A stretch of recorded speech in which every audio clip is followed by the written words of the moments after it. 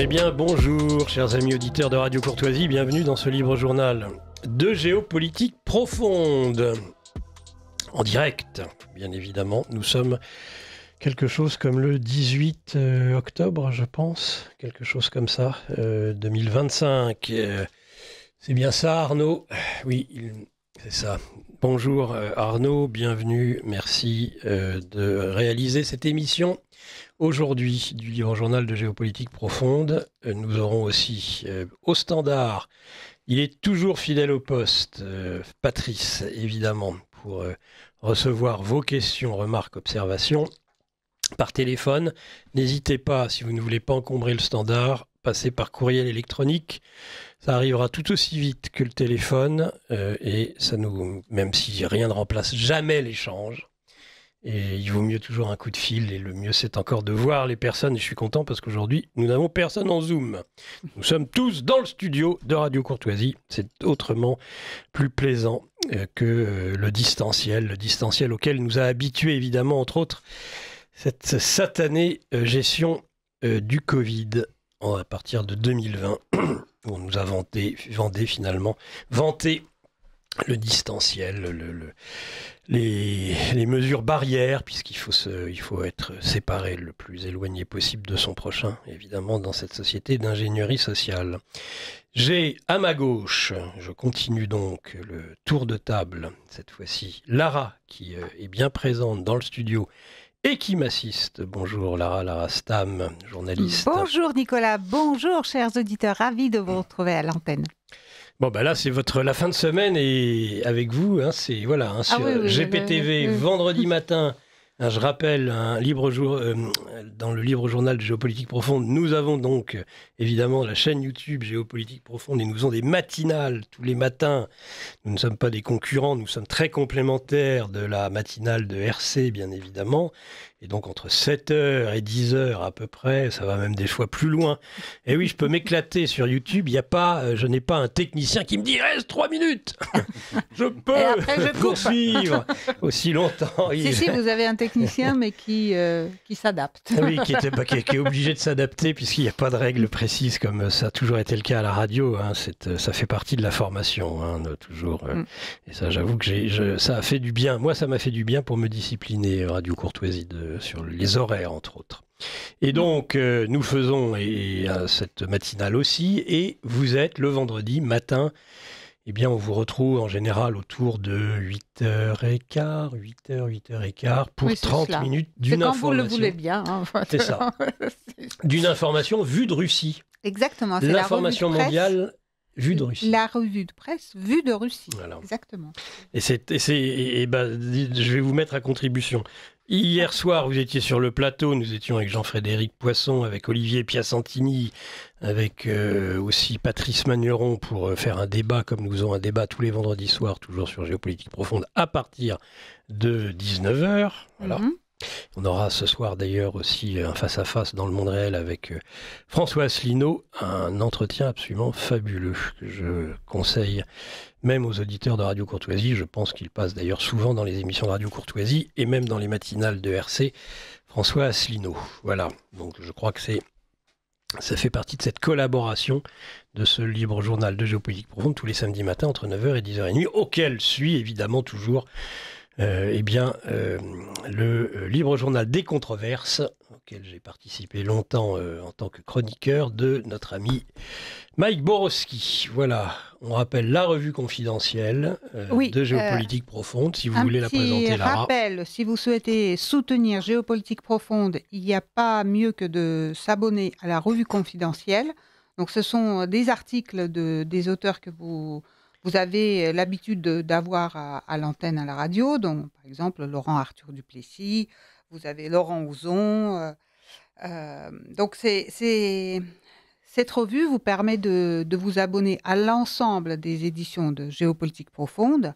En numérique, vous avez tous les numéros passés. Alors, que vous pouvez consulter. Avec une semaine de gratuité, si vous vous abonnez, ce qui vous donne accès justement, que ce soit dans sa version papier ou numérique, à l'ensemble des numéros, et aussi accès à des formations en ligne en matière de décentralisation financière. Si vous n'avez pas envie de placer tous vos sous dans la guerre, hein. Il y a des produits maintenant dans la défense. Européenne. C'est 4-5 ans à peu près de flou. Et après, d'ailleurs, vous n'êtes pas sûr du tout d'être remboursé. C'est un peu comme l'emprunt russe. Ah oui, C'est juste, c'est pour faire la il guerre à a la fallu Russie. quelques générations pour oublier. Pour oublier. Voilà. Mais ils ont oublié aujourd'hui. Ils oublient vite. Ils ont oublié. 80% des Français, dans un sondage, disent que la Russie porte atteinte à la souveraineté des nations européennes. C'est pas l'Union européenne qui porte atteinte pour 80% des mougeons. Non, contraction de moutons vous savez et que de pigeons. certaines familles ont gardé la mémoire. Il m'est arrivé par le passé de voir encadrer en fait l'emprunt russe chez les personnes pour des bons pour pouvoir se rappeler de ce que c'était comme opération financière. Voilà. Très bien. Alors, on va commencer cette revue de presse dans un instant. D'abord, je présente, puisqu'il est dans le studio, sinon il aurait attendu, notre invité du jour que nous aurons à partir de 9h20, 9h30, Éric Jean, son livre « Occident : le code du citoyen ».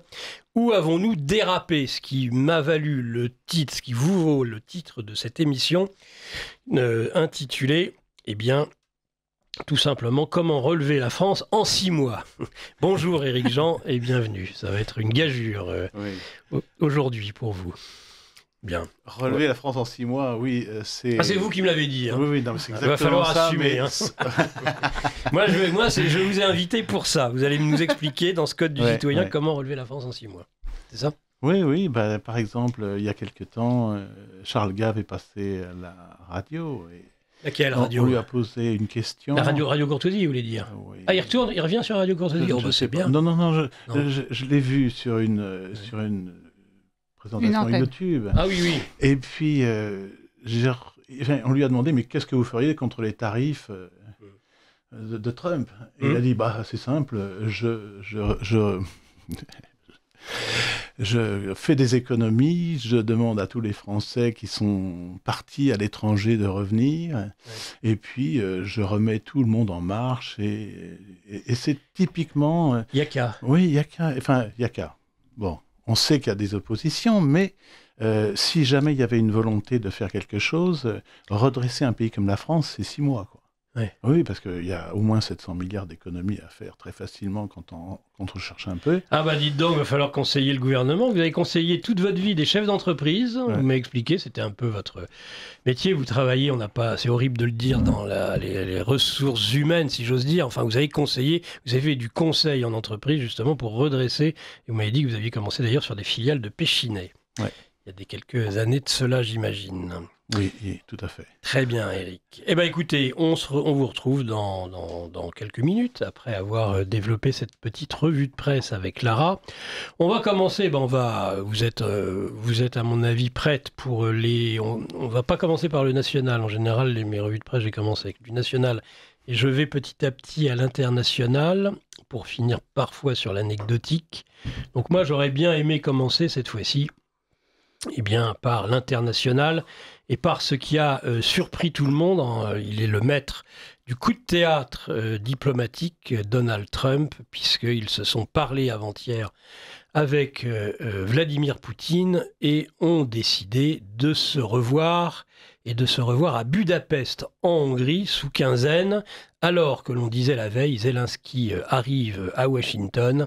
Il va proposer l'achat d'acheter des missiles, d'acheter, pas lui-même, il en est bien incapable. C'est vous qui allez, chers auditeurs, chers contribuables, payer les Tomahawks, et le reste, évidemment, qui s'investit fort bien, d'ailleurs, je crois, entre autres sur la Côte d'Azur, à ce que j'ai pu voir encore cet été, beaucoup d'Ukrainiens, somme toute, qui vivent fort bien. Les offshore sont bien fournis aussi, voilà. Les comptes offshore sont non, mais ça bien sera avec fournis. l'argent de vos impôts, chers contribuables, évidemment. Donc Zelensky est allé, puisque évidemment les Américains ont prévenu dorénavant de ne plus 1 centime. Par contre, les Européens, s'ils veulent acheter des armes américaines, ils en font ensuite ce qu'ils veulent. Ce qu'ils veulent. C'est Kaja Kallas qui l'a dit. Oui. Je vous assure, elle l'a dit. On le donne l'argent. Non, mais ça, c'est l'argent du gel des avoirs russes. Oui, mais encore une fois, autre chose. Il n'y a aucun moyen d'échapper au fait qu'il va falloir le rembourser à un moment. cet argent du Oui, mais dépensé, ils ont trouvé y compris un les argutie intérêts. en disant la Russie va devoir des dommages de guerre. Enfin, c'est extraordinaire, c'est-à-dire que les dommages de guerre, un pays doit des dommages de guerre quand il a perdu la guerre. Madame Kaja Kallas, Madame von der Leyen, Monsieur Macron. En général, c'est comme ça. D'ailleurs, ça se passe mal. On a voulu faire ça aux Allemands en 18. On a vu ce que ça a donné ensuite à partir de 33. Mais ça, c'est quand, en effet, on a gagné la guerre, on impose aux vaincus des dommages de guerre. Sauf que là, voyez-vous, je ne suis pas persuadé du tout que vous allez vers une victoire. Je pense au contraire que vous allez vers une défaite probablement aussi humiliante que donc ce coup de tonnerre diplomatique avec Trump et sous l'égide d'Orban, le vilain petit canard de l'Union européenne. Exactement. Eh bien, c'est lui qui reçoit, c'est ça, hein, Lara, Trump, qui va recevoir Trump et Poutine. J'avoue que c'est délicieux. Voilà, je me suis délecté. C'est une proposition des deux côtés qui n'avait pas été préparée avec Viktor Orban. Donc, en fait, la Hongrie a appris dans les dépêches ce qui allait se passer. Et la Hongrie s'est tout de suite investie de la tâche. Donc, en fait, on peut lire sur le compte X de Viktor Orban comme quoi il n'a pas dormi la nuit parce qu'il a passé des appels dans tous les sens pour préparer la sécurité de cette première rencontre qui va être entre Rubio et Lavrov et la seconde rencontre qui va suivre la semaine d'après entre Trump et Poutine. La nouveauté, c'est qu'il n'y a plus de rencontres prévues avec Zelensky. Ça, c'est la grande nouveauté. C'est-à-dire l'esprit d'Anchorage, il est revenu avec cette nouveauté où Trump sait maintenant qu'il ne peut pas compter sur Zelensky et les Européens pour négocier la paix. Donc, exit Zelensky, exit les Européens. Le seul Européen qui reste dans le jeu, c'est Viktor Orban, qui n'a jamais trahi sa neutralité vis-à-vis de la position, dans cette position de guerre entre la Russie et l'Ukraine. Il n'a pas fourni d'armes à l'Ukraine, il n'a pas non plus fourni d'armes à la Russie. Donc c'est ça la parfaite neutralité. Son statut de neutralité que même les Suisses ont perdu en Europe. Exactement. Ouais. Les Suisses, les Finlandais, les Suédois, tout le monde a perdu ce statut de neutralité.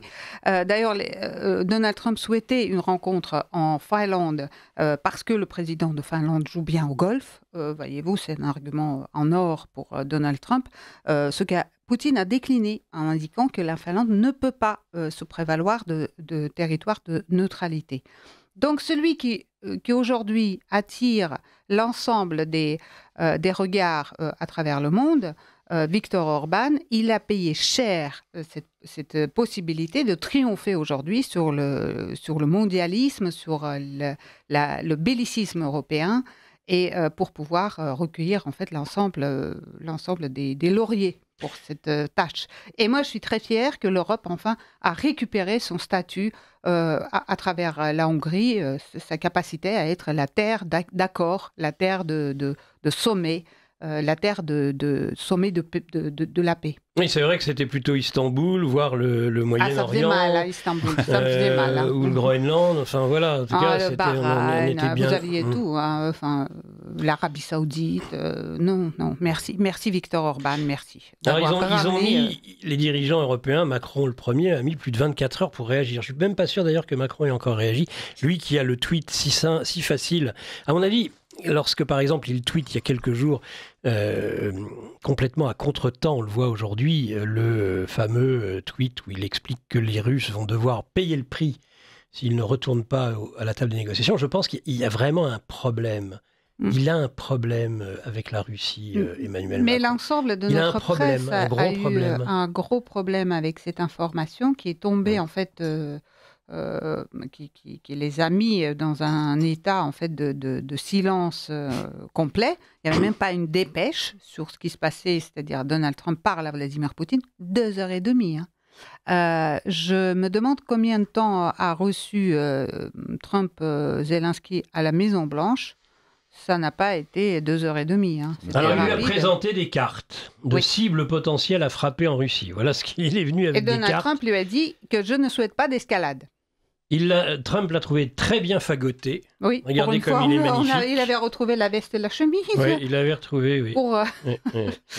Formidable. Donc c'est un comédien. Encore, faut pas abuser. Et la chemise noire. Hein. Et puis C'est un comédien, donc il sait très bien s'adapter en fait aux exigences. En tout cas, pas de missile Tomahawk. Non. J'en ai pas, ils sont très bien, mes missiles Tomahawk, mais justement, sont les meilleurs, et on va les garder pour nous, les Américains. C'est ça qu'il a dit. Oui, on en a besoin. Extraordinaire. Ouais, ils sont bien, mes Tomahawk, ils sont la meilleure arme au monde, Tomahawk. Mais on en a besoin. On en a beaucoup, mais on en a besoin. En fait, ce qui s'est passé aussi, ça c'est en coulisses, donc Zelensky est arrivé avec une enveloppe soi-disant de 100 milliards de dollars, qui n'étaient plus le fruit des avoirs russes, c'est-à-dire les intérêts, mais carrément les avoirs eux-mêmes. Ce qui n'a pas été tout à fait convaincant pour le secteur militaro-industriel d'armement américain, puisqu'il n'a même pas été accueilli par eux sur le tarmac de l'aéroport. Zelensky a dû faire carrément du cinéma, c'est-à-dire il a fait sortir son équipage de l'avion sur le tarmac pour le saluer comme si c'était des officiels américains. C'est montrer à quel point on est dans la comédie. On est dans le il est surtout tenu en peu d'estime par Donald Trump. On le savait, on le revoit, on le retrouve à nouveau. Il semblerait d'ailleurs que l'échange était assez tendu. Et que Zelensky, alors peut-être était-ce parce qu'il n'était pas avec son chaperon Emmanuel Macron, qui aurait dû venir, évidemment, jouer les bouts en train entre Mais ils avaient tellement, Trump. Ils considéraient que le jeu était fait, que c'était bon. Il y avait ils allaient récupérer l'argent des contribuables européens, l'argent des Russes, ils allaient acheter des armes, faire leurs emplois. Et oui, puisqu'il était même, il avait rencontré les producteurs d'armes de missiles Patriot et de missiles Tomahawk avant d'aller à la Maison-Blanche. C'était bon, là. Exactement, en présence de 2 sénateurs. Dont Lindsey Graham, l'ineffable Lindsey Graham. Et puis Blumenthal, ou un truc, un second sénateur. Oui, je crois que c'est lui. Donc, il y a eu une réunion très solennelle pour distribuer, en fait, passer les commandes. Qui ne seront pas approuvés par Donald Trump. Ça, c'est la nouveauté. La nouveauté aussi, c'est que la conversation de 2h30 n'a pas été uniquement sur l'Ukraine, loin de là, et qu'on entame un nouveau processus, c'est-à-dire peut-être même la projection d'un grand projet, mise en place d'un grand projet entre les États-Unis et la Russie. Chose qui a été... c'est un projet qui existe depuis le 19e siècle, soit le pont, soit le tunnel, soit, en tout cas, la liaison entre Tchoukotka et Alaska pour relayer les 2 continents à travers l'est extrême de la Russie et l'ouest extrême des États-Unis. Et ça revient sur le devant de la scène, ce qui permettrait de créer une forme de nouvelles voies terrestres, là où les voies maritimes en hiver sont peu praticables, et permettrait un commerce pendant qu'une herse est placée entre l'Europe et la Russie, je le rappelle, l'Amérique, il y aurait ce lien, il y aurait ce pontage, si j'ose dire, entre, même si c'est plus un tunnel qu'un pont, entre le continent américain et le continent asiatique. Et celui qui a parlé en premier de cette possibilité, c'est-à-dire qu'il y a 2 personnages qui reviennent aujourd'hui au centre encore des jeux autour de Trump, c'est Elon Musk. C'est Elon Musk qui en premier, lorsqu'ils sont arrivés au pouvoir, a quand même dit la Russie n'est pas si loin que ça. En fait, il ne faut pas voir les choses telles que vous les voyez, c'est-à-dire c'est un peu le Ferdinand de Lesseps ou le Gustave Eiffel du 21e siècle, c'est ça ? C'est lui qui aurait trouvé des technologies, Elon Musk, pour percer moins cher et plus vite ce tunnel entre... à ce niveau-là, c'est ça dont vous parlez. Exactement. C'est-à-dire, Kirill Dmitriev dit que, en fait, ce projet aurait coûté, coûterait 65 milliards de dollars dans sa construction et conception, sauf que à travers la société d'Elon Musk, j'ai plus le nom, c'est dans mes fiches, mais ça peut être réduit à 8 milliards de dollars. Donc 8 milliards de dollars, c'est rien par rapport à une possibilité de relayer les 2 continents. Et Elon Musk, en premier, avait dit « Mais attendez, la Russie et les États-Unis ne sont pas si éloignés que ça. En fait, quand en hiver, le gel prend, vous pouvez passer à pied d'Alaska à Tchoukotka. C'est 3 kilomètres à pied, vous pouvez les faire parce que le gel prend et voilà. » De toute façon, 8 milliards de dollars, nous qui avons plus de 350 milliards de dettes par an, en quelques jours, c'est dépensé les 8 milliards. Qu'est-ce qu'il en pense, Sébastien ? Qu'est-ce qu'en pense Sébastien Lecornu ? On va passer de l'international au national, on va faire l'inverse d'habitude. Qu'est-ce qu'en pense celui qui nous a, grâce à qui sa démission a permis d'en finir avec les fameux drones qui terrorisaient l'Europe. L'Europe était terrorisée par ces drones, par ces bateaux fantômes aussi, qu'on avait arrêté au large de nos côtes atlantiques en France. On avait des drones qui attaquaient en Norvège, qui attaquaient en Pologne, qui attaquaient en Roumanie, qui attaquaient à Berlin, en Belgique, même à Mourmelon en France. Et puis alors, du jour au lendemain, c'est extraordinaire, crise politique, Lecornu 1 tape du poing sur la table, démissionne, plus de drones. Écoutez, est-ce que vous avez entendu parler d'un drone depuis le début de la crise politique en France ? Plus à aucun moment. Mais c'est extraordinaire, ce type est formidable. Nicolas, pour finir le propos précédent, en fait, je parlais de deux personnages qui sont revenus sur le devant de la scène dans l'entourage de Trump. C'est Elon Musk et J.D. Vance. Et J.D. Vance était présent encore à la rencontre hier avec Zelensky, ce qui n'est pas la moindre des choses. Enfin, c'est très important de souligner parce que c'est pas du tout un faucon de guerre. Vous y tenez à votre tunnel, dont vous nous aviez parlé d'un pont d'ailleurs la veille. Alors, mais il y a eu tout un tas de projets. C'est un tunnel. Et d'ailleurs, Elon Musk a déjà réagi sur X. Il a dit c'est très intéressant. Voilà, c'était pour finir cet aspect. Mais concernant les drones, il y a eu une autre information qui n'a pas paru dans la presse française.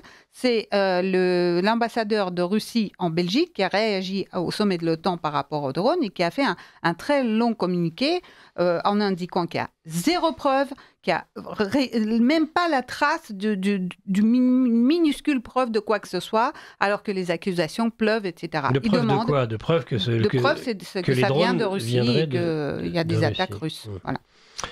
Bien, donc pour vous faire rapidement le résumé de la semaine qui vient de se dérouler, donc Lecornu 1 a Lecornu 2 a succédé contre toute attente à Lecornu 1 et Lecornu 2 a échappé à quelques dizaines de députés près à une censure qui lui était promise par les députés LFI et par les députés RN. Donc voilà, à 18 députés près, il a sauvé sa tête. Et donc, il va y avoir maintenant l'exercice qui va être le plus compliqué pour lui, c'est-à-dire l'examen du budget 2026 pour Sébastien Lecornu. Donc, finalement, il a réussi à acheter les députés socialistes, à quelques exceptions près.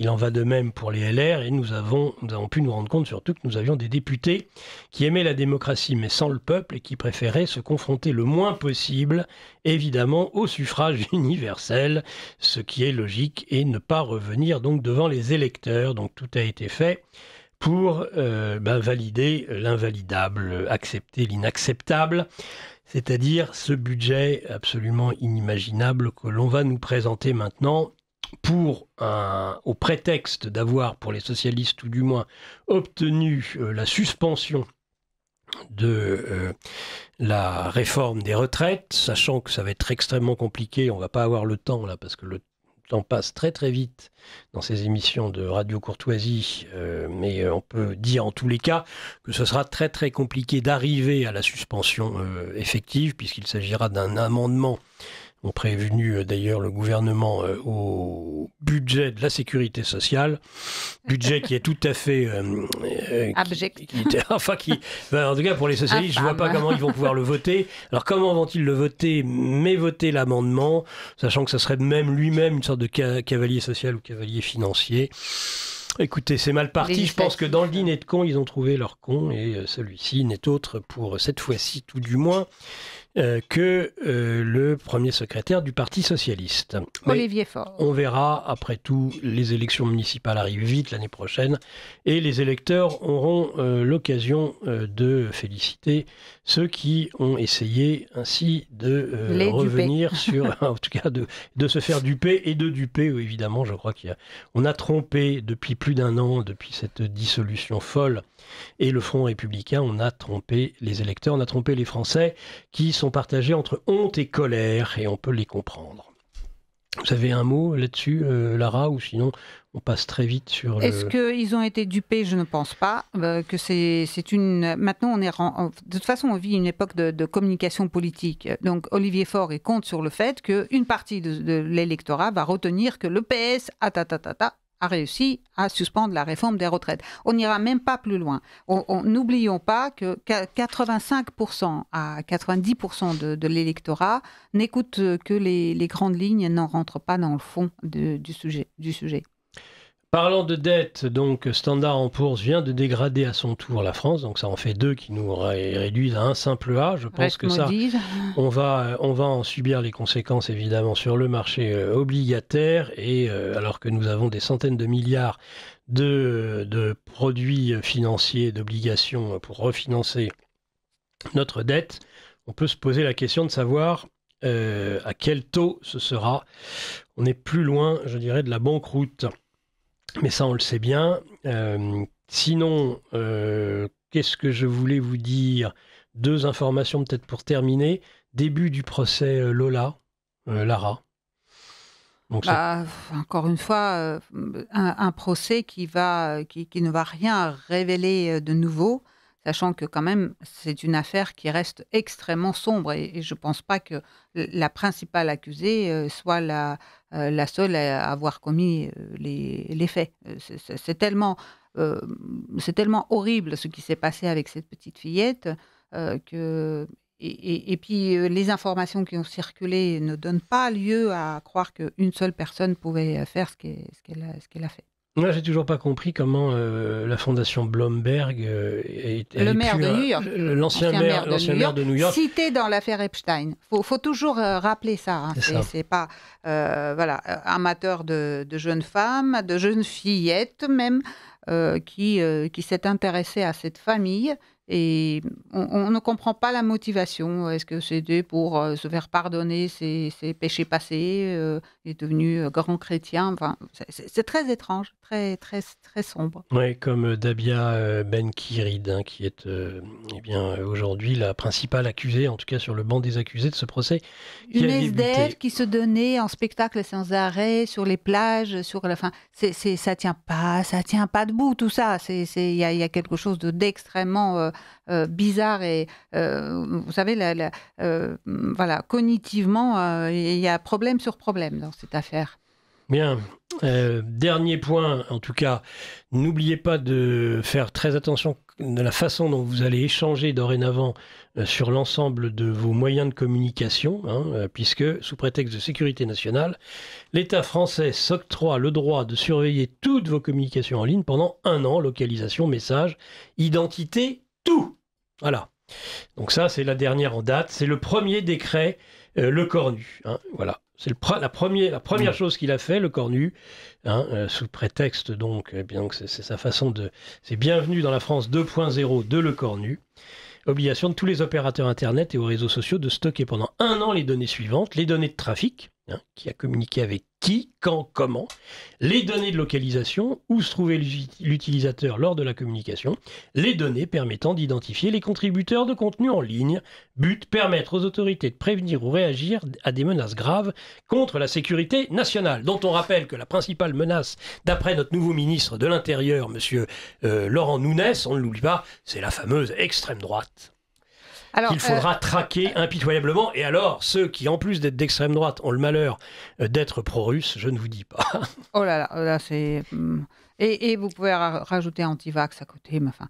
Rappelons aussi le premier acte en tant que président d'Emmanuel Macron en 2017. L'obligation vaccinale des enfants passée de 4 vaccins à 11. C'est aussi, ça pose aussi un président dans la perspective. Et puis, pour finir, le Cornu, j'ai une autre question. Personne ne se pose cette question. Il va falloir des serveurs pour ça. il va falloir beaucoup de contenants récepteurs de ces informations. Parce que la masse de cette information, on aurait pu créer un bitcoin français à la place. Hein. Je ne sais pas, ça va falloir tourner sur les serveurs pour garder cette information pendant 1 an sur l'ensemble des utilisateurs. Voilà. Qui paye? C'est Nicolas encore? Sûrement. Très bien. Bon, écoutez... Il y a un auditeur. Qu'est-ce oui. que c'est? Au sujet des emprunts russes, les soviétiques avaient proposé de rembourser les porteurs d'obligations d'État. Le gouvernement français tenait, lui, à ce que ce soit l'État français qui soit remboursé par l'État soviétique. Cette solution favorable aux détenteurs de titres d'emprunt a donc été abandonnée. Merci, cher auditeur. État voleur. C'est de pire en pire. C'est de pire en pire. Très bien, je vois qu'il est 9h30. Voilà, on aura eu une revue de presse qui aura duré une trentaine de minutes. Eh bien, nous allons maintenant passer, si Arnaud le veut bien, le très court Bobino, suivi évidemment du grand angle avec notre invité Éric Jean, Occident, le code du citoyen. Où avons-nous dérapé? Point d'interrogation. Cette musique de grand angle qu'on avait retrouvée avec Virginie Nini-Vlam dans une émission précédente et que Arnaud nous resserre cette fois-ci pour annoncer donc notre principal invité dans ce libre journal de géopolitique profonde, chers auditeurs, qui n'est autre que Éric Jean et son livre Occident, le code du citoyen. Où avons-nous dérapé? Vous retrouvez ce livre sur Amazon. Donc je vous salue à nouveau, Éric Jean, et bienvenue dans cette émission. Merci Nicolas. Est-ce que vous avez un commentaire déjà global à faire sur la revue de presse? Si vous vouliez, j'ai vu qu'à un moment donné vous auriez aimé participer, n'hésitez pas. Oui, non, mais j'ai même vu Emmanuel Macron qui est intervenu au niveau de Madagascar. Oui, évidemment, puisque vous savez que le président malgache avait la nationalité française, donc il a été exfiltré par un avion de l'armée française. Voilà. Oui, et c'est évident. Écoutez, peut-être que demain c'est lui qu'on exfiltrera. Oui, ce serait une bonne nouvelle. Hélicoptère, avion au Bourget, Villa Coublé. Il pourra aller où il veut, d'ailleurs. Oui. Il manque qu'il s'en aille. Ouais. Alors, votre livre Occident, le code du citoyen. D'ailleurs, peut-être, Éric Jean, vous présentez un peu.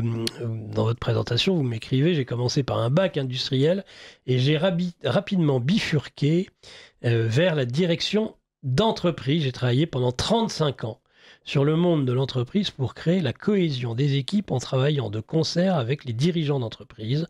Formation et conseils, tous les ans, j'ai appris de nouvelles techniques en rapport avec ce monde. Donc, vous êtes dans ce monde de l'entreprise. Et je vous pose tout de suite la question. Je pense qu'il y avait un ancien, vous l'avez entendu, d'ailleurs, vous l'écrivez dans votre livre, vous avez entendu à la radio un correspondant politique, je vous redirai qui. Non, c'était une dame et vous écrivez d'ailleurs que vous ne vouliez pas lui faire de publicité, donc vous ne l'avez pas cité. Qui se permet de dire « Ah, mais un pays, ça ne se gère pas comme une entreprise ou comme un foyer familial, je crois. C'est ça. En tout cas, comme une entreprise. » 91. Alors, je me suis dit, mais comment 91-92, donc c'était le deuxième mandat de François Mitterrand. Ça serait bien un coup d'Édith Cresson ou quelque chose comme ça, non? Annick. Annick. Une Annick. Donc une socialiste. Oui. Annick, le petit. Ah je vois pas qui c'est. Ah oui. Ça ne me dit rien. Elle était ministre? Non. À l'époque, elle était très écoutée. D'accord. Oui. J'entends ça. Il y avait la radio qui était allumée et j'entends cette déclaration. Et je me dis, mais comment on peut sortir un truc pareil? C'est tout l'inverse de Gaulle. Tous les gens qui réussissent à faire quelque chose disent non, on gère, on fait attention, on dépense pas l'argent. On dit bien en bon père de famille, d'ailleurs. En bon père de famille, tout le temps, c'est ça. Et tout d'un coup, je revois ça à l'époque et ça m'avait cassé la journée. Je me dis, moi qui m'occupais d'entreprise, je me dis, mais attends, l'État, c'est une grosse entreprise, hein. C'est rien d'autre. Ça, c'est la base de ce petit code du citoyen, qui n'est pas si petit que ça d'ailleurs. Alors, la question qui est en sous-titre de ce livre, c'est « Où avons-nous dérapé ?» Alors, je vous pose la question. Ah oui, écoutez, je me rappelle, moi, très bien, à l'école, on était 70, on avait encore comment ça s'appelle comment c'est Certificat d'études? Non, on avait cette éducation civique. Oui. Bon, puis ça a disparu. Et puis ensuite, on avait... il y avait toute la culture catholique, bien sûr, qui était là, qui était très présente quand même. Et puis, on a eu plein de déviations. L'école, les maths modernes, ça dérape. Je sais pourquoi les maths modernes ont été créées, je l'ai su parce que j'ai rencontré un dirigeant qui avait justement parlé à ce monsieur qui avait créé les maths modernes. Il avait créé les maths modernes pour la seule et bonne raison qu'il fallait donner toutes les chances à tout le monde de la même manière et que les élèves qui avaient des parents qui étaient éduqués ne pouvaient pas aider leurs enfants sur ces nouveaux domaines. Mmh. Pareil qu'avec la grammaire on a changé le vocabulaire. C'est très important. Et c'est là pour vous qu'on a dérapé à cette époque. Oui, quand on regarde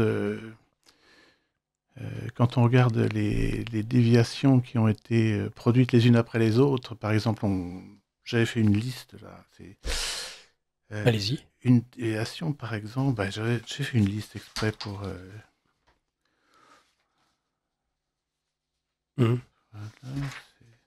Cherchez vos notes, là. Oui.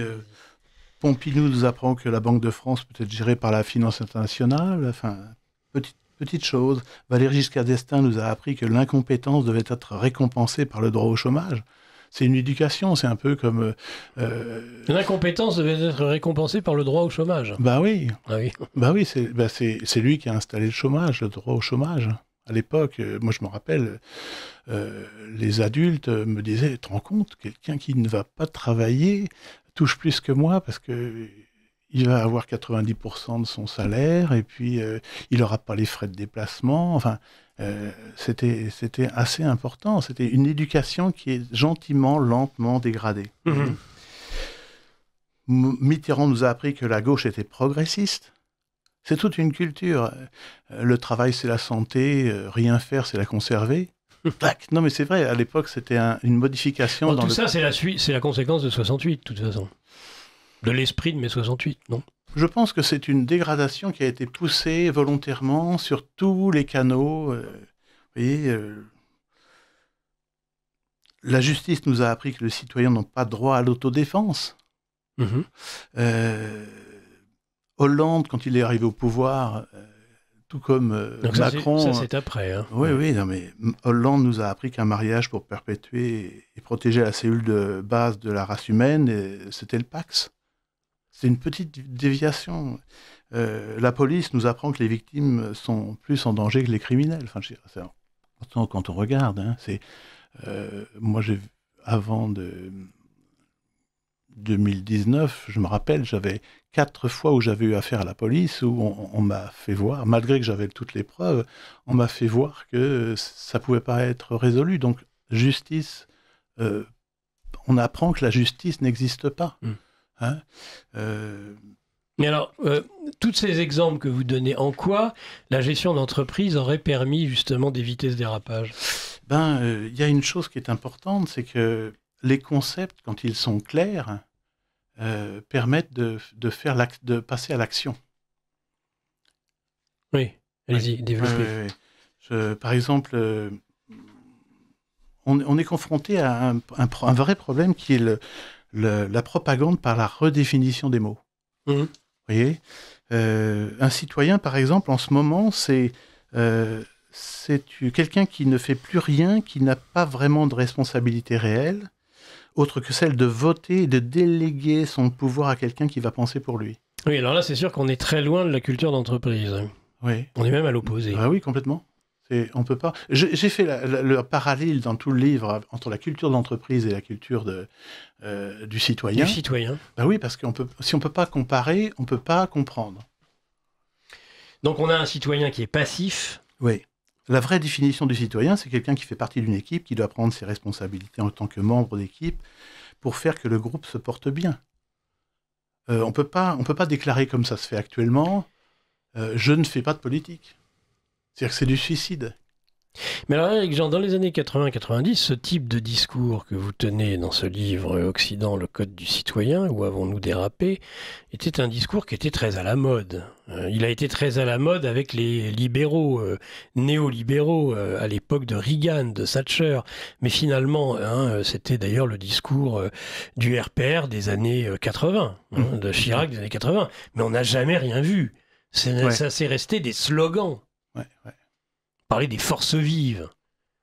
Mais tout ça, moi, ce qui va m'intéresser là dans cet échange que nous allons avoir, c'est concrètement comment vous appliquez à un pays comme la France, pays de la Révolution de 1789, le code, un code d'entreprise. Ça, je ne vois pas comment vous pouvez y arriver. C'est-à-dire que tout le livre a été fondé sur la définition des règles qui font qu'une société fonctionne ou pas. D'accord. Alors, une des principales règles, celle qui touche tout, c'est que si vous commencez à mettre un échange non en place, quelque part, on est sûr que ça va déraper tout le temps. Alors, c'est ça, ce qui est à la base de, finalement, la société humaine, l'ensemble des sociétés humaines, ça c'est la première partie de votre livre, sur le code du citoyen, c'est l'échange. Est-ce que vous pouvez entrer dans les détails et être précis sur ce point? Oui. Parce que ça, c'est tout à fait intéressant. Et on verra comment, en effet, c'est l'absence d'échange qui explique beaucoup des problèmes des sociétés modernes. C'est pas l'échange de communication, hein. C'est quand quelqu'un reçoit quelque chose auquel il n'a pas droit parce qu'il n'y a pas participé, on a forcément un dérapage. On est tous complètement retournés par des gens qui viennent de l'étranger, qui sont reçus et auxquels on offre un voyage avec toute la famille pour aller une fois par an voir leur... Oui, on est tous choqués par ce genre de comportement. Mais ça, c'est une chose. Mais par exemple, la CAF ou le RSI... on a dégradé l'emploi dès que De Gaulle est parti, les années 76, on voit l'emploi qui se dégrade. On trouve un arbitraire qui est de dire le chômage. Et après, comme on ne va pas... C'est vrai qu'on ne traite plus de l'emploi, on ne traite plus des chômeurs. Exactement. Avec des statistiques qui tombent tous les mois. Ouais, qui sont certainement faussées. En plus. C'est un petit peu comme le Covid, c'est plus les gens en bonne santé qui importent, mais ceux qui sont malades, voire les morts. Oui, et même pire, le Covid par exemple, on a eu les gens qui meurent, et après, les déclarés positifs au test. Oui, on altère. Et c'est une vraie calamité. C'est-à-dire qu'on n'est plus capable, soi-disant, de regarder les faits concrets. Bon. Alors, allez-y, continuez sur l'échange. Oui. Et comment il est faussé, finalement. C'est ça, le problème principal que vous voyez dans la société, c'est d'avoir des échanges faussés. Donc, entre autres, des faussaires. Mais alors, vous êtes favorable à ce moment-là à tout l'arsenal de contrôle qui est en train de se mettre en place et qui va être accentué par le gouvernement Lecornu sur la fraude fiscale et la fraude sociale? Ça fait la même solution. Hein. Là, on y est, là, dans des échanges faussés. Oui. Je reprends le sujet. C'est, par exemple, les squatteurs sont protégés légalement. C'est un truc... En Angleterre, c'est la même chose. En France, c'est la même chose. C'est insensé. Personne ne peut être... Enfin, si, il y a 0,1% de la population qui va être favorable à ce problème. Mais ça, c'est entretien, imposition d'un échange qui n'est pas en place par notre système juridique. Vous voyez, c'est insensé. On n'a plus confiance dans un pays qui fait ce genre de choses. Moi, j'ai une amie qui payait ses loyers financiers, qui s'est retrouvée avec un squatteur qui était défendu. Ça lui a pris plusieurs années pour arriver à le mettre dehors. Donc ça, c'est une remise en cause de la loi d'échange, c'est ça? Oui, le vrai problème de tous les problèmes, par exemple, on prend n'importe quel problème dans la société actuellement, ça part de l'échange qui n'est pas en place.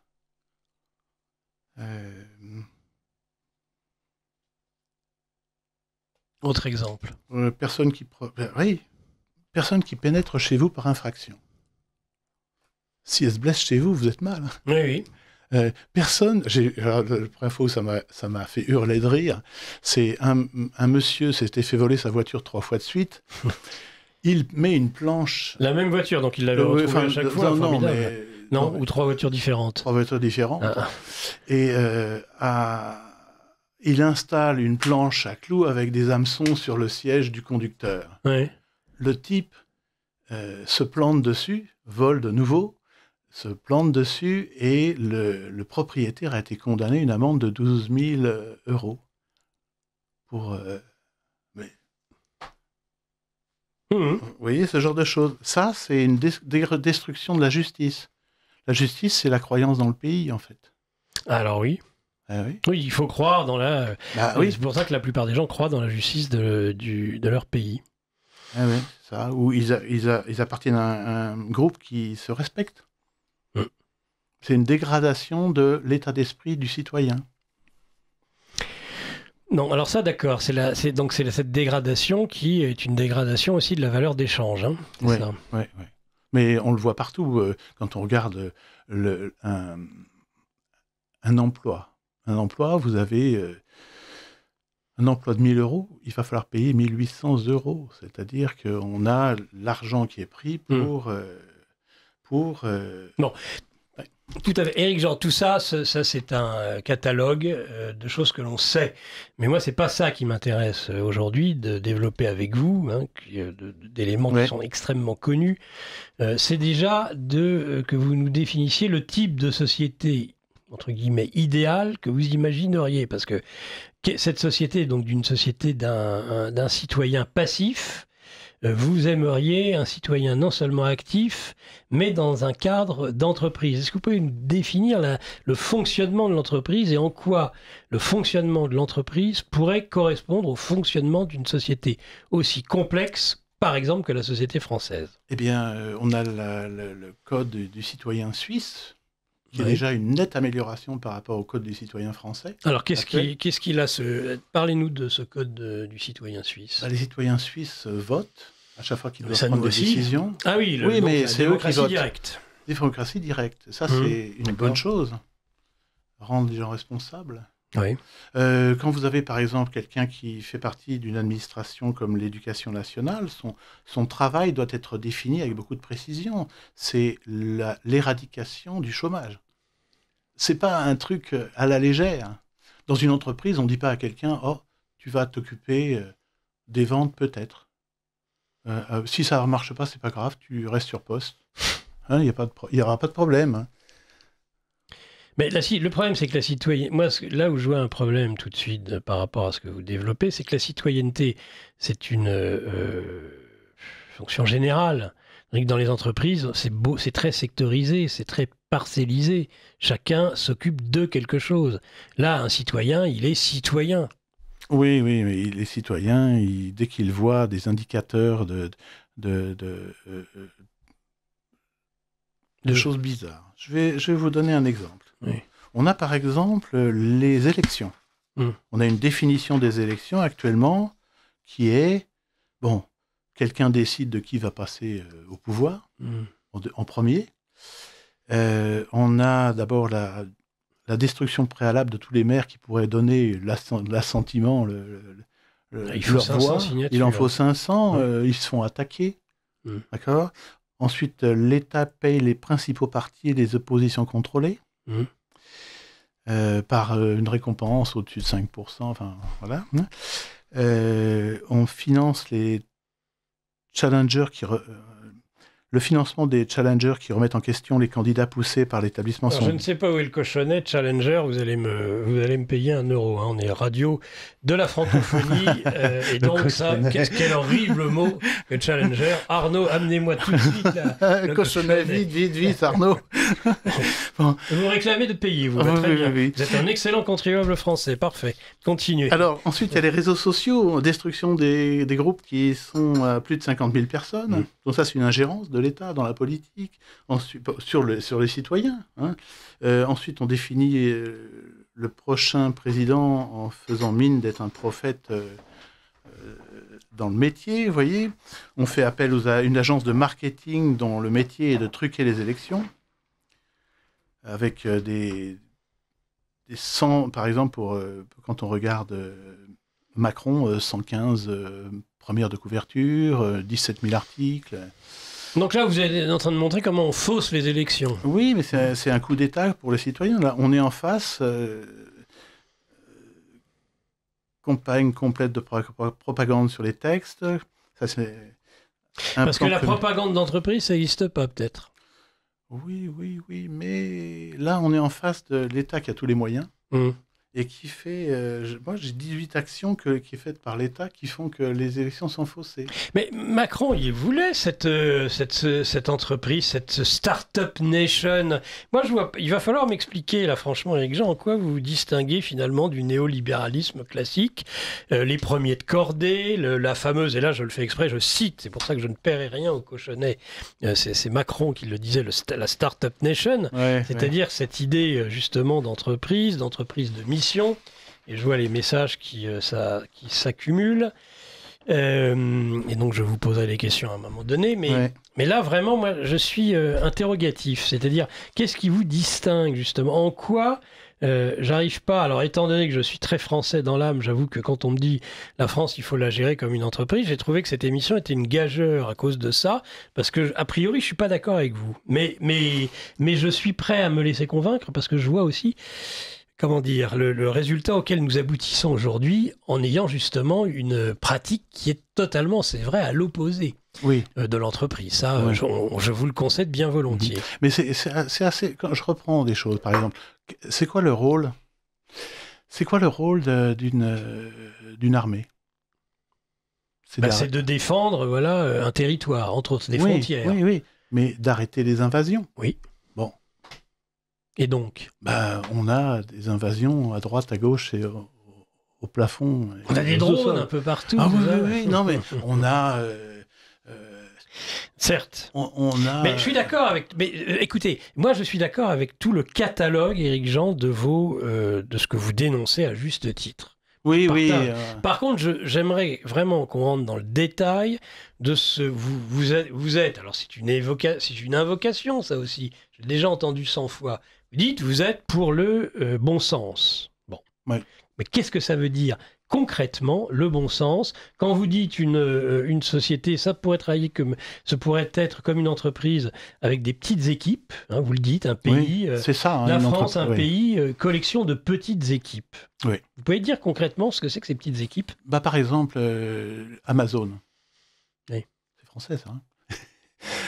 Amazon, ils ont une règle, c'est qu'ils gardent des petites équipes et ils demandent des résultats précis aux petites équipes. Dans tout le gouvernement, on n'a pas de petites équipes qui obtiennent des résultats et qui se meuvent et qui vont vers le résultat pour aller rapidement, par exemple pour servir les cartes d'identité très rapidement aux citoyens.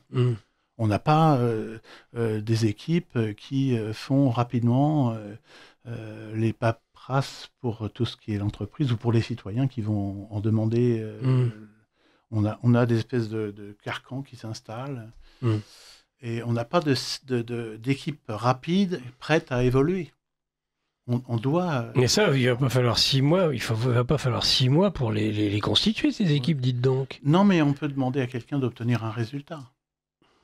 Par exemple, l'éducation nationale doit diminuer le chômage. Donc ça, c'est le service public. Oui, c'est le service public, mais c'est assez important, le service public. Ça, on est d'accord. Ouais. On doit obtenir des résultats d'une administration.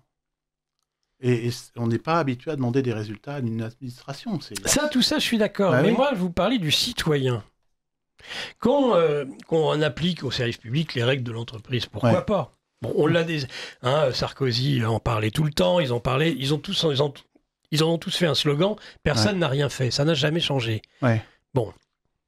Et pourtant, ça fait des dizaines d'années qu'ils en ont parlé. Alors, vous allez me dire qu'ils ne souhaitaient pas ou qu'ils étaient incompétents. Mais ça, c'est les règles sur le service public. Mais comment mettre en marche une société de citoyens? Un citoyen, c'est pas quelqu'un qui va pomper l'État. Non. Pas quelqu'un qui va pomper l'État. Ça doit passer comme une règle et un concept clair. C'est quand quelqu'un prend dans la caisse de l'État, Non, mais là, vous répondez toujours par la forme négative, c'est-à-dire un problème. Mais moi, je vous demande comment vous constituez des équipes de citoyens. Qu'est-ce que c'est un code de citoyen ? Qu'est-ce qu'on peut demander à un citoyen ? Parce que là, en fait, c'est plus qu'aller à rebrousse-poil. Les gens, ils disent, bah écoutez, moi déjà, j'ai ma famille à m'occuper, j'ai un boulot. Qu'est-ce que vous voulez me rajouter ? Est-ce que c'est finalement un petit peu une mise en marge de l'ensemble de la société que vous conseillez ? Qu'est-ce que c'est concrètement ? Une culture. On doit changer, on doit déclarer quelle est la culture que l'on veut en tant que Français responsable. Ça doit devenir une règle. De Gaulle, lui, payait ses notes d'électricité à l'Élysée. Vous voyez, quand on sait que c'est... Donc ça, c'est l'éthique du citoyen. Oui. Chaque citoyen doit comprendre qu'à chaque fois qu'il pioche dans la caisse, c'est quelqu'un d'autre qui paye, par la force des armes. Oui, mais qu'est-ce que vous leur répondez aux citoyens qui disent « Oui, mais tout le monde fait ça ». Et plus on est haut, justement, pire on est. Justement, oui. C'est ça. C'est que ça doit être défini. C'est le concept qui doit être défini comme idée principale. Un citoyen, c'est quelqu'un qui respecte, qui ne va pas pomper l'État et qui va interdire cette fonction d'échange non en place. Et l'échange non en place, mais c'est partout. Et ça doit, si on ne passe que ce concept-là, l'échange en place entre les citoyens, on sait qu'on va redresser toutes les zones de l'État. C'était des pratiques que vous mettiez en place dans l'entreprise ? Bien sûr, l'entreprise. Vous voyez, par exemple, un responsable financier qui passe dans une direction commerciale et qui dit toi, tu gagnes trop là. Tu vas me faire un chèque et puis je vais le donner au commercial qui n'est pas efficace, au lieu de le former. Non mais imaginez ça. Mais l'entreprise est morte en 3 mois. Oui. Toute la direction commerciale s'en va. Tous les bons s'en vont, ils vont ailleurs et ils sont payés correctement par rapport à leurs compétences. Mais ça, c'est ce qui se passe de manière générale sur toute la France. Donc tant qu'on n'a pas compris ça, on n'a pas compris ce que c'est qu'un citoyen. Il y a un concept à comprendre, c'est l'échange. C'est-à-dire qu'on peut prendre n'importe quel problème de la société, on regarde là où l'échange a été violé, on redresse, et il suffit de faire que chaque citoyen comprenne ça. C'est-à-dire que le fait de toucher le RSA, c'est pas anodin. Il a fallu que ce soit pris dans la poche de quelqu'un qui a bossé. D'accord ? Et le RSA, c'est la solution qui arrive après qu'on ait imposé des salaires minimums. Après, comme on ne peut pas empocher quelqu'un avec un salaire minimum et les charges qui viennent avec, on est obligé de trouver un autre arbitraire qui descend encore en dessous, où on a le RSA. Et le premier arbitraire, c'est d'empêcher les gens de travailler en mettant des charges colossales. Parce que c'est toujours le citoyen qui paye les charges, ce n'est pas le dirigeant d'entreprise. Alors vous voyez, vous avez une réaction tout de suite d'un auditeur qui me vient tout de suite. On fera droit à vos questions, chers auditeurs. Qui est un peu sévère, même s'il vous reconnaît la sincérité, mais il faut répondre à ça. Oui. Étonnant d'entendre une personne qui a contribué dans les entreprises à transformer le service du personnel en ressources humaines nous expliquer comment il va remettre la France sur les rails. Peut-être va-t-il nous parler de l'entreprise citoyenne et autres slogans creux. Son nom n'est-il pas Nicolas Bavrez ? Comme il a l'air sincère, je respecte pour autant son opinion, mais il n'y souscrit pas. Vous voyez, là, vous avez tout de suite ce que dit cet auditeur, c'est exactement ce que je viens de vous dire, de façon un peu plus dure que ce que je vous dis moi-même, c'est-à-dire, il y a les politiques ont essayé ça. Les faiseurs d'opinion ont parlé de la culture d'entreprise et tout ça. Non. Non. Non, ils n'ont pas parlé. Ils n'ont absolument pas parlé. Il a raison de me dire ça, j'accepte tout à fait. En fait, on n'a pas compris ce que c'est qu'un citoyen. C'est quelqu'un qui respecte, qui comprend comment fonctionnent les institutions et qu'un denier pris dans la poche de quelqu'un qui va dans la poche de quelqu'un d'autre est une altération de la loi de l'échange. Vous voyez, si j'ai 2 messages à passer ce matin, c'est la loi de l'échange et puis le fait de comprendre complètement le concept de citoyen. C'est-à-dire que tant qu'on n'a pas compris qu'il fallait que l'argent n'était pas gratuit, il était pris quelque part. Non, mais je pense que là vous touchez quelque chose d'essentiel. Hein. Je suis d'accord avec ça. Il faudrait marteler ça pendant des mois et des mois jusqu'à ce que la culture reprenne. Une auditrice, je suis en train de terminer La grève de Ayn Rand. Vous connaissez ce livre? Non.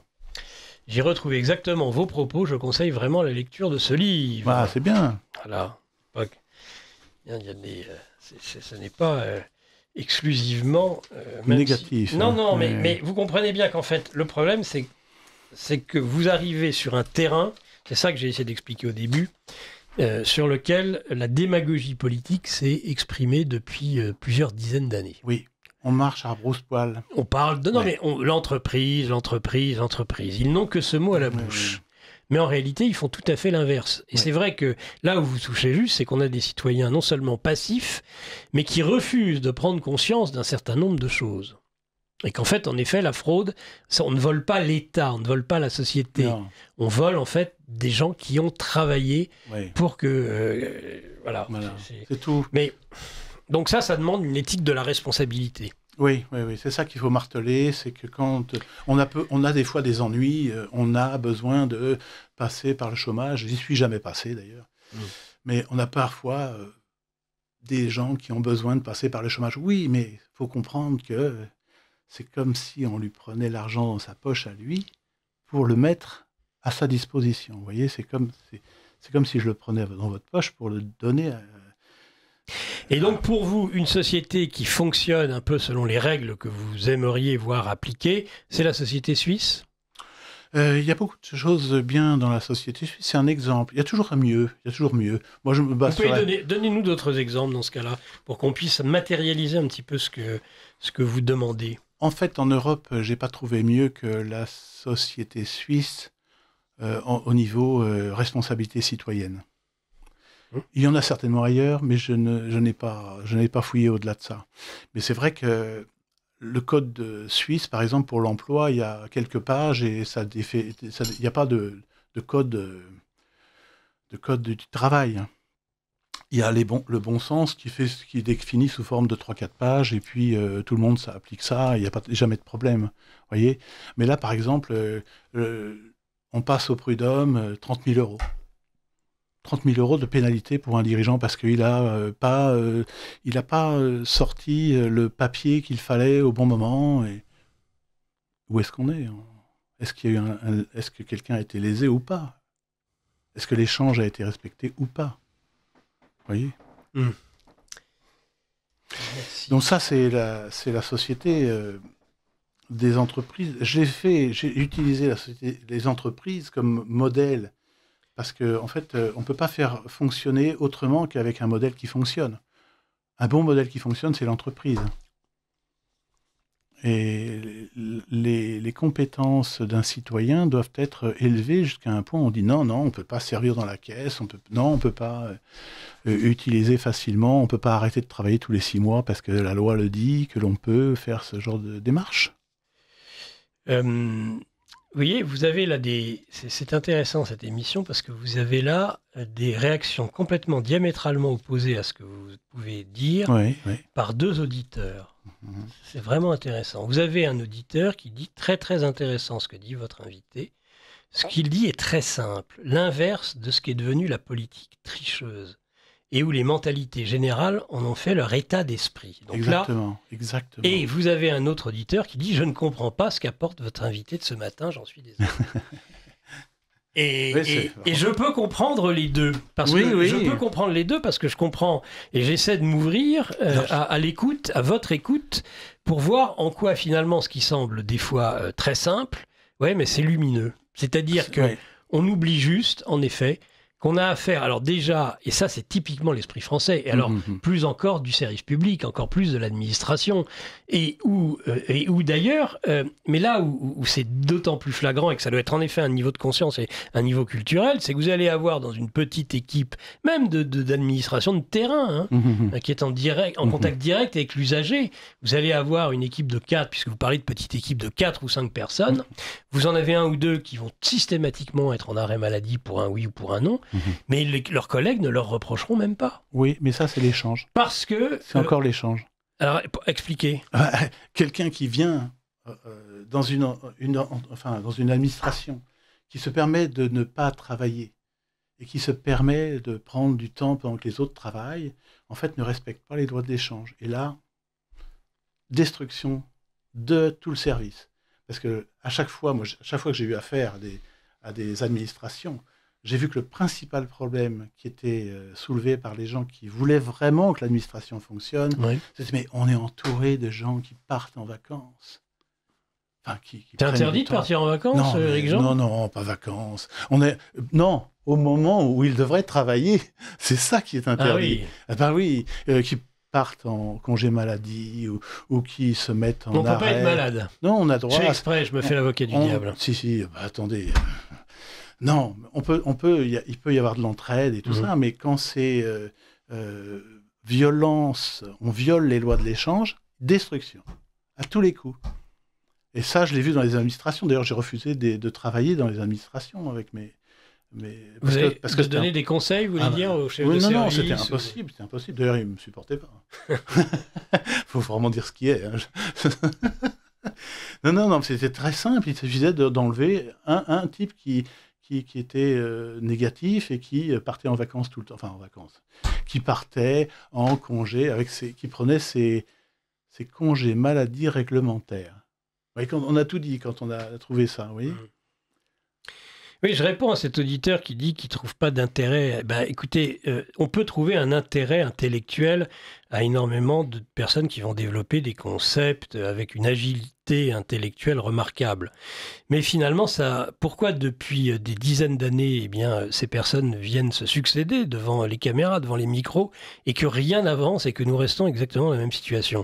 C'est la raison pour laquelle je me suis dit, je vais prendre pour ce matin un auteur, un essayiste qui va totalement à l'opposé, qui ne développe pas des concepts particulièrement complexes et séducteurs, il est vrai, pour l'intellect, mais qui nous dit quelques éléments simples et qui, à mon avis, apportent justement plus que vous ne l'imaginez, cher auditeur. Même si je peux comprendre votre remarque, néanmoins, je veux la mettre en opposition, cette remarque, à avoir, en effet, souvent, le samedi et tous les autres jours sur Radio Courtoisie, des gens extrêmement intelligents qui écrivent très bien et qui trouvent des panacées et des solutions universelles, sauf qu'elles ne sont jamais appliquées.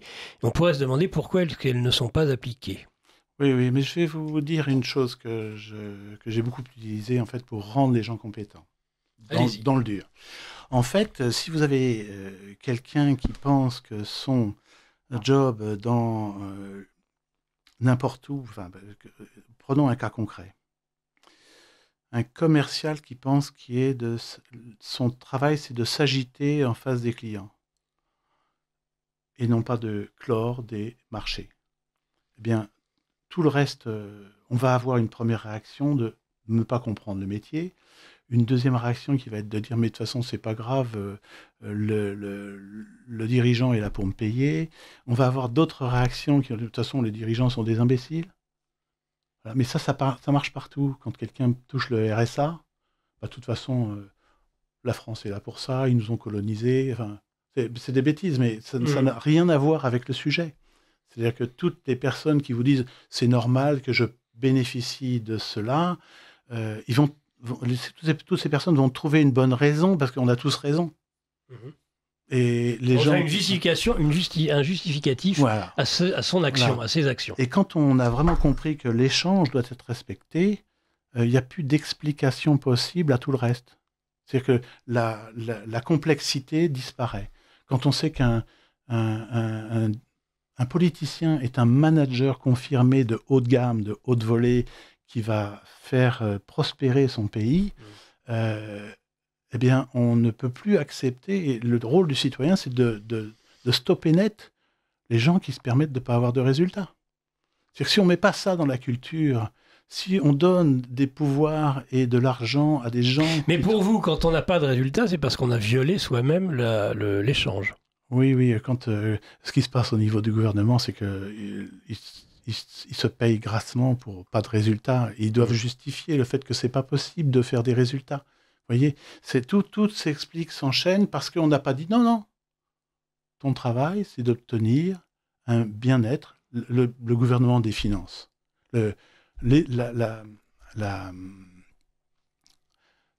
ça s'appelle, l'administration des finances. Oui. Son rôle, c'est d'augmenter la richesse des citoyens. Oui, si vous allez dans le monde d'une entreprise, vous avez le directeur financier qui est là pour investir là où ça rapporte pour l'entreprise. D'accord ? Là, on n'a pas du tout ce type de référence. On a l'administration financière est là pour récolter l'argent. Pas du tout.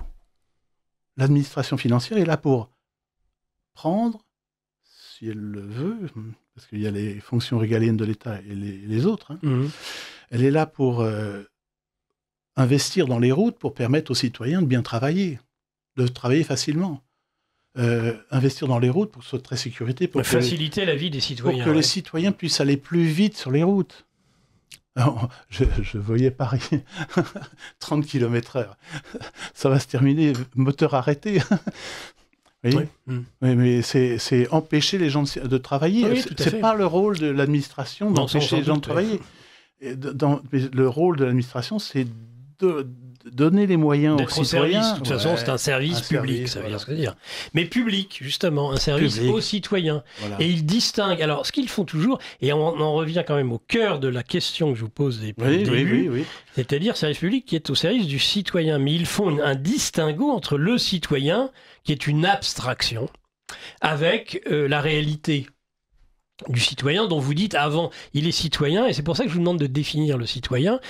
Parce que ce que l'administration va vous répondre, c'est que moi, je ne suis pas là pour être au service de tel employé, de telle société. Vous voyez ? Oui. Et il est là au service du citoyen, mais qui, pris en tant qu'abstraction, évidemment, n'existe pas. Donc, en fait, ils sont au service de personne, sauf si c'était au service d'eux-mêmes. Exactement. Mais et c'est pour ça que c'est pour ça que j'en reviens et je vous repose la question, Éric Jean. Qu'est-ce que c'est qu'un citoyen ? C'est là que les statistiques interviennent sur votre question. C'est que le temps d'intervention sur un citoyen, au lieu d'être 1h30 ou de 3 semaines, 1 mois, il devrait être de 10 minutes et instantané. On a des résultats à obtenir. Dans une entreprise, tout le monde, on a tous des résultats à obtenir. Et les administrations n'ont pas de droits différents. Et quand une administration ne fait pas d'amélioration, elle doit être remaniée. Comme dans toutes les entreprises, il y a la douleur qui fait partie du monde. Mais vous ne me répondez pas à la question. Moi, je vous demande qu'est-ce que c'est qu'un citoyen. C'est quelqu'un qui fait partie d'une équipe, qui est responsable, qui veut que son pays fonctionne.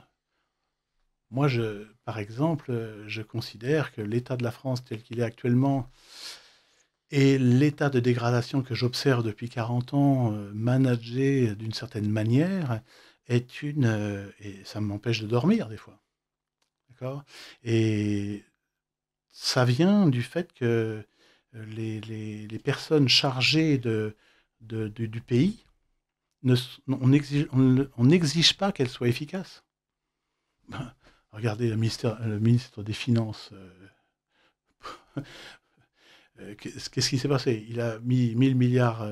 Alors, vous voulez parler de Bruno Le Maire ? Oui, Le Maire, le génie de la finance. Le Mozart. Le Mozart. Hein. Macron aussi. Hein. Oui. Le Maire, il n'a pas fait son boulot, pas de responsabilité, pas de comité citoyen qui dit « Monsieur, vous ne faites pas votre boulot, au bout de 3 mois, au revoir. Vous n'avez pas fait d'économie. » c'est le rôle du citoyen de dire « Non, je ne veux pas de personnes incompétentes sur des postes à responsabilité élevée. » Vous voyez, et ça doit être un cri du cœur de tout le monde en même temps. C'est-à-dire qu'on doit carrément aller à la mairie. Il faut des processus quand même. Il faut des processus. Donc en fait, c'est la démocratie directe. Exactement. Bon. Si on veut une démocratie, elle doit être directe et c'est les citoyens qui doivent garder l'initiative. Oui, initiative populaire, par exemple. Oui. Hein ? Donc, c'est la responsabilité et l'échange. Vous voyez, ces deux concepts-là, doit être martelé jusqu'à ce que les gens comprennent quelqu'un qui n'a pas obtenu de résultat est un problème pour le pays. Mais c'est jamais martelé. Ben oui, mais justement, c'est à nous de marteler ça. Un auditeur, notre invité ne semble pas comprendre le fait que l'on puisse quand même manger si l'on est licencié, indemnité chômage. Notre libéral sait-il qu'il s'agit d'une assurance? Ah mais non, mais quand quelqu'un paye... Lui-même indique n'avoir jamais été au chômage. Bah oui. Ouais. Non, mais il a raison, ce monsieur. Il peut prendre lui-même une assurance chômage. Quant au congé, tout juste, si nous pouvons avoir des vacances, êtes-vous favorable au retour du travail 7 jours sur 7? Non, faut pas rigoler. Non. Tout s'achète, tout se paye. La cotisation chômage que le monsieur paye, il a droit à ça. Mais quand ça devient utilisé, quand c'est utilisé au-delà de simplement, attends, je me reforme, je passe mon temps sur les livres de mon boulot, je change de métier, je fais ce qu'il faut. S'il n'y a pas cette notion de responsabilité personnelle, la vie... Non, mais tout est là, tout est dans la responsabilité personnelle. Mais les gens vont vous dire, oui, mais moi je veux bien le faire, mais les autres ne le font pas. Et ceux qui nous dirigent ne le font pas, donc je ne le ferai pas moi-même. Je triche, mais c'est parce que les autres trichent d'abord. Oui, ils vont dire ça, mais c'est normal. C'est évident. C'est normal. C'est évident qu'ils diront ça. La race humaine va dire ça. Ouais. Toutes les personnes vont dire ça. C'est normal, on explique. Mais la vérité, c'est que plus on va implanter... on va développer cette notion de responsabilité et de l'échange correct, plus on va pouvoir avoir une comparaison pour dire peut-être que je ferais bien d'arrêter de passer de chômage de 6 mois, de travail de 6 mois en chômage. Et vous voyez, c'est pas franchement le... Monsieur Stocker, faites accoucher votre invité. Il n'a pas clairement répondu. Ça, c'est vrai. Attention, il faut que vous répondiez clairement à vos demandes de définition des concepts qu'il utilise dans son ouvrage. Code du citoyen. Qu'est-ce que le citoyen? Quel code? Il est clair. Le livre est très très clair. Oui. Il y a 200 règles dedans. C'est un code avec 200 règles. Ouais, vous pouvez nous en donner les 10 principales? L'échange. Très important. Une règle, par exemple... on n'a pas ça, il ne faut pas faire de blanc à la radio. Hein. Donc soit vous parlez, soit on... je reprenais vous n'avez pas besoin de relire votre livre, vous l'avez écrit vous-même. Je sais, mais comme c'est la première radio... il faut un début à tout. Voilà. Exactement, alors je m'entraîne. Par exemple, vous voyez ces règles sur les finances là, qui sont pondues par... L'éducation nationale n'a pas vocation première à éviter le chômage, dixit l'auteur. Sa fonction première est d'instruire, apprendre à lire, compter, écrire. Ça. Oui, c'est bien, c'est bien. Ça, c'est la première chose. Mais vous savez qu'on peut apprendre à quelqu'un à vendre en 3 mois. Ne serait-ce que pour avoir une petite amie. Cessez de faire la réclame pour la plateforme mondialisée de distribution états-unienne, c'est pas français évidemment, dont le nom commence par A et fait partie des GAFAM. Ce n'est pas le seul canal pour trouver le livre de l'invité, émission. Voilà, que l'auditeur ne trouve guère intéressante. J'essaie d'être transparent, en tout cas, chers auditeurs, de dire les choses. Oui, il faut vous défendre, là, Éric Jean. Et là, il faut donner les définitions des concepts que vous avancez, je pense. Oui, cette notion de... Friedman, par exemple. Milton Friedman. Prix Nobel. Oui. Il a dit une chose très intéressante. Il a fait, c'est quand vous dépensez l'argent des autres, pour les autres, il est gâché. Et moi, je l'ai vu 100 000 fois. D'accord? Je l'ai vu l'étape, toujours. J'ai vu les programmes pour créer de l'emploi qui ont été mis au point aux années 2000. Tout ça, c'était des milliards qui partaient et qui n'avaient aucun résultat. Mais les citoyens devraient être conscients de cette règle et interdire à un politicien de faire ce genre de choses. Alors, définition des concepts. Vous avez entendu ce que vous disiez? Qu'est-ce que l'échange? Qu'est-ce que le citoyen? Qu'est-ce que le code? 10 exemples de codes à part l'échange. Eh bien, le citoyen... Là, on a du mal à vous comprendre, là. Essayez d'être plus audible. on a, par exemple... Alors, on va écouter Michel Dumas, et puis après, vous allez avoir retrouvé peut-être vos esprits, Éric Jean. Michel Dumas, et c'est son quatrain qu'on attend toujours dans ses émissions. 6 mois pour relever notre France en paresse. Mon Dieu, quel gageur, Jupiter prie Arès. Pour gagner guerre ultime, afin que disparaisse, inutile naïf, que l'heure s'écaresse. Magnifique, Michel Dumas. Vous avez eu le temps de réfléchir à la question que je vous posais ? Oui. Allez-y. Bon, un arbitraire. C'est quelque chose qu'on rajoute dans une situation qui ne tient pas compte des lois naturelles. L'arbitraire. Un arbitraire. Oui. Voilà. Chaque fois qu'il y a un arbitraire qui est introduit, par exemple le chômage, en 1976, Oui. On introduit quelque chose, au lieu de former les gens à être beaucoup plus compétents, au lieu de mettre la gomme sur la formation, au lieu de mettre la gomme sur les évolutions techno, on fait le chômage. C'est un arbitraire. Ça laisse la porte ouverte à, je peux arrêter. Avant, ça n'était pas comme ça n'existait pas, la France s'en portait pas plus mal. Vous voyez ? Ça, c'est grave. Vous voyez ? Et le fait d'être incapable de réfléchir sur une situation pour la résoudre, enfin, quand on réfléchit sur une situation pour la résoudre, on obtient un résultat. Si on n'obtient pas de résultat, on est inefficace. Vous voyez, dans le monde de l'entreprise, quelqu'un qui vous dit « Non, moi, je ne peux pas faire, je suis directeur commercial, je ne peux pas vendre ». On prend quelqu'un d'autre. Alors, surtout sur les administrations, on doit être extrêmement exigeant sur les administrations. Le premier arbitraire pour les administrations, par exemple, c'est un citoyen qui est dans une administration ne peut pas être viré. Mais s'il ne travaille pas, qu'est-ce qui se passe ? C'est un arbitraire, le fait d'avoir un poste à vie.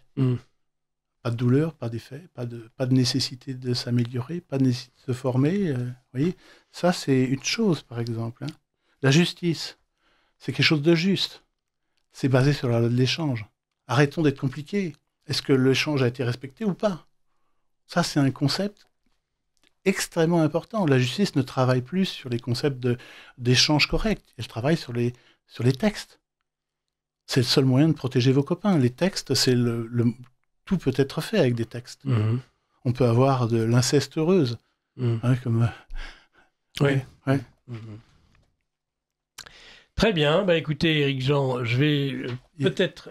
Allez-y. Accord collectif. Je vous en prie. Un accord collectif. Dans le monde de l'entreprise, il y a un truc qui est très dangereux, c'est quand tout le monde se met d'accord pour dépenser de l'argent en même temps. En fait, l'argent doit être dépensé par une personne qui réfléchit. C'est un univers à une personne. D'accord ? Mais vous laissez un groupe définir les règles de l'argent et vous obtenez la France. Il n'y a jamais d'arrêt. On peut économiser des sommes fabuleuses. Sarah Knafo en parle régulièrement. Enfin, on a constamment des gens qui regardent et qui disent cela, on peut, le social. On a des gens qui ont 120 ans qui touchent. Oui, mais accord collectif. Oui, ça s'appelle la fraude sociale. Oui, fraude sociale, mais c'est un accord collectif. Enfin, pour résumer, c'est tout ce qui contrevient à la loi de l'échange. Pour vous, la loi de l'échange, si elle était appliquée, si tout le monde l'appliquait, on vivrait dans le meilleur des mondes possibles. Oui, et ça doit être une culture. C'est vraiment la culture à relancer en France. Allez, on va terminer avec les questions, si vous voulez bien, Éric Jean. Je rappelle le titre de votre livre, « Occident, le code du citoyen, où avons-nous dérapé ?» Un auditeur qui dit, si vous cherchez des invités, invitez-moi. Bon, écoutez, signalez-vous au secrétariat de Radio Courtoisie qui fonctionne bien et selon les lois de l'échange. Et on remercie pour ça l'ensemble de ceux qui travaillent autour de nous dans cette émission. Gageur se prononce gagure. Allez, vas-y, merci Laurie. Tiens, définition d'un politicien, ça vous intéresse ? Oui, allez-y, bien sûr, continuez pendant que je lis les questions. C'est un manager hors pair qui est plus compétent que la moyenne des dirigeants. Et il s'occupe de la ville, ça vient de police, qui veut dire foule, multitude, et voilà. Voilà, s'il n'est pas capable de gérer une entreprise en premier et de créer des emplois, comme un monsieur comme Philippe de Villiers, par exemple, il n'est pas capable de prendre un poste dans une administration. Allez, il reste que 2 minutes, donc là on arrête là, Éric. Éric Jean, alors là, voilà encore une fois des personnes qui sont diamétralement opposées. Invité confus et peu convaincant. Un autre invité, bonjour M. Stocker-Jean, une belle émission qui permet un nouveau point de vue. J'apprécie la simplicité du concept de votre invité. Pour ma part, j'utilise la formule suivante depuis des années. Ce n'est plus l'administration qui est au service de l'administré, mais c'est l'administré qui est au service de l'administration. Le monde à l'envers, en somme. J'ai eu un magnifique exemple en ce moment me concernant. Je suis aviateur et j'attends un certificat médical de la part de la DGAC depuis 5 mois. Oui, 5 mois. Je suis donc une charge pour la société au lieu d'apporter de la valeur ajoutée. Très courtoisement. Votre invité est comme moi en plein rêve. Normalement, le simple bon sens et la bonne volonté de tous suffiraient à ce que tout fonctionne. Ça fait du bien de vous écouter. Vous voyez, c'est très varié. Je peux rajouter une chose. Allez-y, mais vraiment une seconde. Une petite chose, hein, c'est qu'on peut déclarer que l'échange, c'est bien, mais le comprendre et l'appliquer, c'est beaucoup mieux. C'est-à-dire que chaque personne devrait dire, tiens, qu'est-ce que je pourrais faire pour rétablir ça? Et au niveau de tous les Français. C'est-à-dire que si on pouvait faire une petite chose chacun, on redresserait la France. Bon, il ne faut pas rêver non plus, mais le concept important, c'est que si ce n'est pas appliqué, c'est que ce n'est pas compris. Alors, on va respecter, Éric Jean, les lois de l'échange. Et la loi de l'échange, c'est que dans 30 secondes, c'est terminé. Oui. Et on va avoir Mike Borowski qui arrive. Bon, comment 7 secondes, 5. Voilà. 4 secondes. Ah ben, on va faire, contrairement à d'autres émissions, on va respecter les horaires. Tiens, ça c'est pour Arnaud qui adore quand je lui fais la remarque. Il me fait un pouce. Merci, chers auditeurs, de cette écoute. Merci à tous. Je vous dis à la semaine prochaine. Vous m'aurez et mercredi et samedi. Mercredi à 19h30 dans un libre journal de la Résistance française. Je ne change pas le nom. Et samedi prochain, évidemment, pour un nouveau libre journal de géopolitique profonde. Eh bien, vous accueillez maintenant Mike Borowski pour son libre journal des controverses. Merci.